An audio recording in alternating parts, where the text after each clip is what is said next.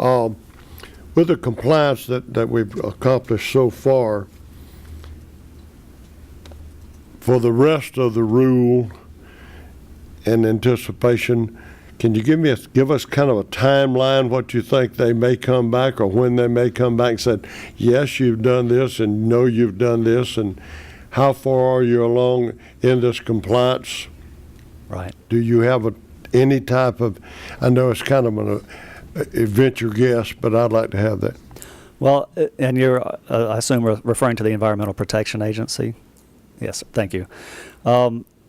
Basically, what we're asking from EPA is that, and we're asking for them to give us a signal in October when we decide to move forward or not, but we're asking them to let us know whether we have a solution here. And so after ratification, whenever session, if that is successful, if we will submit to EPA, which will be in the spring time frame. EPA under the Clean Water Act has 60 to 90 days to approve or disapprove. And so we're talking early summer when we might get that final signal from EPA as to whether this has been successful or not. My last question. Yes, sir. Are we encountering different standards for our water guides than other water guides in other states, or that you know of? There are other states that are adopting nutrient standards. I think the question gets at why did EPA choose Florida? And I don't know the answer to that. There's a lot of guesses on why. EPA did make the determination that Florida needed these rules set in place. They have not made that determination in any other states. In fact, recently they decided in the Mississippi basin, that big river basin, they decided not to do it in that basin. So the way EPA expresses themselves is these are necessary procedures and so forth. The difference in Florida is that they chose to exercise their discretion that federal standards were necessary. Thank you. Okay, members, are there any questions? Let me start with Senator Rich. Thank you, Mr. Chair. How are you this? I just wanted to find out the distribution of the FDEP workshops. I think EPA, when they had theirs, they were kind of across the state. Do you have any intention of going other than Tallahassee, Leesburg, to the southern part of the state at all? You reckon that? Thank you. At this time, because we are in a rush, there is a very expedited schedule in order to get before the legislature by January. We tried to choose locations where we were setting rules that affected water bodies as centrally as possible. And I understand that there was a concern that we weren't doing workshops in the southern part of the state, but these set of rules don't actually set rules in the southern part of the state. It's really north of Lake Okeechobee. And so with these actions, we've tried to focus on those two where folks from all over the state could get to it. We realized that more workshops could have been had. It was just a real challenging time frame. So in lieu of the workshops, we've been trying to use the internet as much as possible to get the information out, get comments back, and so that everyone has an opportunity to review. Follow up. Chair? Yeah. If maybe you could consider, because obviously we hear from constituents that don't want to come to Tallahassee but would like to have input.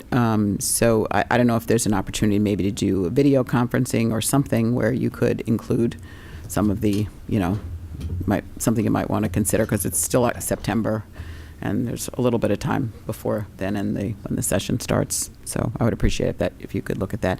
And then the last question would be, I'm trying to figure out what are the differences between the EPA rule and the draft FDEP rule that you are talking about, that you gave us the criteria for. Could you just kind of give us a quick, I don't know if it's quick, but analysis of that? You recognize? Well, if you look at the EPA rule and you look at our rule and you look at the numbers embedded in them, they look the same. So the numbers are essentially the same. The big difference is we have a lot more provisions in our rule that explain how people are affected, explain how interests can implement this rule in a logical manner. And I covered some of those big differences. One is if you have a total maximum daily load, if you have a restoration plan, that gets recognized right right out of the gate. And if we set one in the future, that also gets recognized as the governing numbers. And the reason for that is site-specific analysis when it comes to nutrients is a lot better than broad-based analysis when it comes to what that water body needs, because the nutrients respond to lots of different factors in a water body.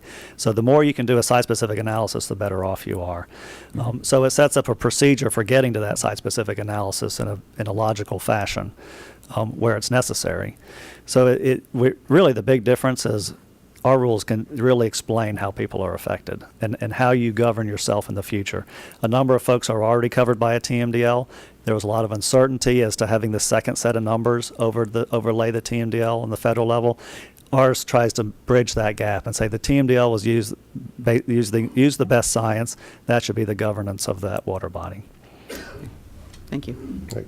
Senator Ulrich? Thank you, Mr. Chairman. I wanted to just kind of revisit almost everybody who comes up on this issue, I asked them the same thing about the authority of the federal government to come in and check, and how far down does that go? And for that matter, how far down does your authority go? And I suppose it was the United States Clean Water Act or whatever. And refresh my memory and tell me what year that was. 1974, I believe. Yeah, years early ago. 70s. My question is, if you have a farm and you have a 2-acre pond behind your house, is that regularly checked, or how does the enforcement and accountability of this go? And what do you see as the federal hook on Clean Water Act? What does it have with the federal government? In other words, I can see what it does with the Mississippi River, but the 2-acre lake behind somebody's house, I kind of don't see the connection there. Would you kind of elaborate on how we're going to enforce this, be it a 2-acre lake or a 200-acre lake, and how that goes? You recognize? That is a good question, and you've hit on a question that is a subject of litigation over and over and over again in this country, and it gets to what's the definition of the waters of the U.S. Mm-hmm. and at the state level, what's the definition of the waters of the state, and that definition changes with every court hearing. The obvious ones are the Mississippi River. The not so obvious ones are the isolated lakes, Mm-hmm. And it really gets to that question: how isolated is that lake, and does it flow into a tributary to another water body, and then who owns the lake? There's a lot of factors that go into that discussion. What we're interested in is navigable waters of the U.S. that do connect to obvious navigable waters. And so it's a very complicated, it's hard to break down in a short answer. But if it's isolated, it's generally not considered covered. So the big lakes that we all enjoy, those are obviously covered. Someone's personal lake on their property that is isolated, that may not be. But it always comes down to a site-specific decision and interpretation as to how it's connected. So, follow up to that. Philip, you recognize? So as a practical matter, the Lake Okeechobee, although it's all in the state of Florida, they would still consider that under their purview. The lake behind somebody's house may not select that, and so they just go by case and say we're going to enforce it here, and Lake Kissimmee and the St. Johns River, even though that it begins and ends in the state of Florida. So what you're saying is it's very there's a lot of discretion involved. You recognize? Thank you. That's right. Those are all considered waters of the United States. So they all are covered under the Clean Water Act, whether they're all within one state or not. It's still covered by the Clean Water Act laws. Okay. Thank you. Thank you, Mr. Chairman. Senator Sobel? Thank you very much, Mr. Chair. I want to go back to the site-specific issue that Senator Rich brought up. Most of us go to the doctor for a checkup every year to see how we're doing. I'm thinking that this site-specific is something that happens when there's a problem. What are the standards for site-specific rather than, let me put it this way, what are the standards for site-specific, but where is the prevention in this site-specific type model? You recognize? Thank you. That is a good question. And what you get at is the reason for numeric nutrient standards. We have had a TMDL program in place for a long time, but it is essentially by definition reactive. And so when the water body goes bad, you step in with your restoration programs. So that is why we started working on nutrient standards, in 2002, I believe it was to try to get at the prevention aspect of it. And our rules do have embodied in them that prevention aspect to them. I say it's site-specific because if there is site-specific work, you need to use that as your benchmark. But we also encompass in there the broad-based rules. It does have EPA's numbers, but it also has our metrics for checking the health of a stream. And so if you don't have the site-specific work done, you do look at the health of the stream case, and look at the data for that health of the stream to decide whether it's attaining or not, regardless of whether you've done the site-specific work. And so that prevention element is still built into these rules.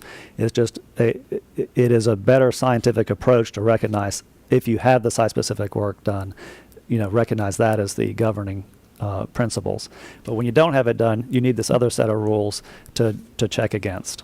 And so that is embodied in our rules as well. Follow up, Mr. Chair. Follow up? Who will pay for the cleanup of the site-specific rules? Previously, I believe the phosphorus industry was involved. You recognize? The restoration of a water body is something that we take as a community type approach. There are funding sources at the state and federal level and also at the local level. And so when you have a water body that's impacted, let's say the St. Johns River, for an example, that there are just different reasons for those kind of impacts, because nutrients will come from almost any man activity. That is the nature of nutrients, is that if you have human population, you're generally going to have nutrient concerns possibly in those through fertilizing lawns, stormwater runoff, septage, wastewater. It all contains nutrients. So once you get into that site-specific evaluation, you need to figure out what can be done, what's the most cost-effective way to do it to restore that water body, and where are the funding sources. And it is always that kind of exploration. So there's not a single answer. Follow up? So currently you're saying you don't know. You recognize? We do know where we've done that site-specific work, where we have gone in and worked with the community to figure out how to restore. We do have that. It's what I can't tell you is if there are future impairments that we recognize, who's going to pay for those? So. Okay. Thank you. Senator Dieter, did you have a question? No, sir. No? Members, any other questions? With that, we want to thank you for your presentation. We look forward to working with you, and thank you very much for coming today. Thank you.